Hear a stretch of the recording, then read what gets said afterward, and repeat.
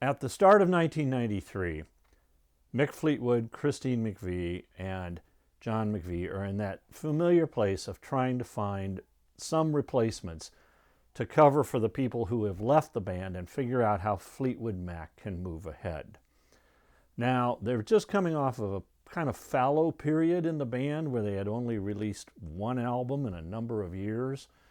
And so it's going to be interesting to see what this next iteration of Fleetwood Mac will be, who the members will be that come in, and what kind of music they will record, and more importantly, how long that group is going to last. Well, let's find out. Let's drop the needle.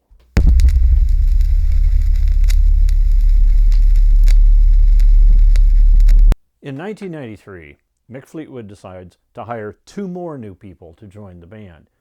And they are Becca Bramlett, who is the daughter of Delane and Bonnie Bramlett, and one of the original members of Traffic, Dave Mason, on guitar. And so once again, the sound of the band changes. In 1994, the new band decides to go on tour. But kind of unique for Fleetwood Mac, they are not the headliner. They are the opening act for Crosby, Stills, and Nash. A year later in 1995, they released their first album together as a band, and it is called Time. This is a Fleetwood Mac album that does not feature any Stevie Nicks songs. And, maybe because of that, the album was a flop. It failed to chart in the US and could only reach number 47 in the UK. As a result of the album's failure, Christine McVie decides to leave the band. And then, so does Becca Bramlett, followed closely by Dave Mason. But if we've learned anything in studying Fleetwood Mac, we know that there's always change in the wind. And what do you think's going to happen? Well, that classic Rumors lineup of Fleetwood, McVie, Christine McVie, Lindsey Buckingham, and Stevie Nicks come back together for a live concert, which is filmed and the album comes out afterwards, which is called The Dance. The album sails to the top of the US charts. It contains live versions of all their favorite songs. And so, once again, they go out on tour. And then in 1988, Fleetwood Mac is inducted into the Rock and Roll Hall of Fame. The inductees included Mick Fleetwood, John McVie, Peter Green, Jeremy Spencer, Danny Kerwin, Christine McVie, Stevie Nicks, Lindsey Buckingham, but notably, Bob Welsh was not included. However, Jeremy Spencer and Danny Kerwin decided not to show up for the induction ceremony, and Peter Green did, but he chose not to play with Fleetwood Mac. Instead, he performed with Santana, and they did Santana's version of Peter Green's Black Magic Woman.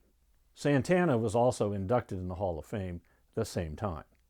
After the award ceremony, Christine McVie decides to leave the band again. And Stevie Nicks says she sees no real point in continuing the band without Christine. As a result, Lindsey Buckingham and Stevie go off to do solo tours again. But the record label needs new product. So in 2002, it releases the very best of Fleetwood Mac. Now, as usual, I've created a Spotify playlist where you can listen to some of the songs that I've talked about in this episode. And here's the link, and I'll also put it in the comments below. This period of Fleetwood Mac starts with two new members joining the band. They go on tour, they release an album, which is a flop, and then those two members leave and Christine McVie leaves. But then the original lineup, the Rumors lineup, including Christine McVie, Lindsey Buckingham, and Stevie Nicks, get back together and they perform a live concert, which is filmed, and the album comes out, which is called The Dance. Then they splinter again. Now, you would think they must be getting tired of this. This has got to end soon. But you know what? There are a couple more iterations of Fleetwood Mac before this story kind of winds down. And we'll take a look at those in the next episode. Thanks for watching, and until then, keep a rockin'. If you liked this episode, Hit the like button, and you can also leave me a comment down below, and I'll respond to you. If you subscribe, we'll let you know when future episodes come out.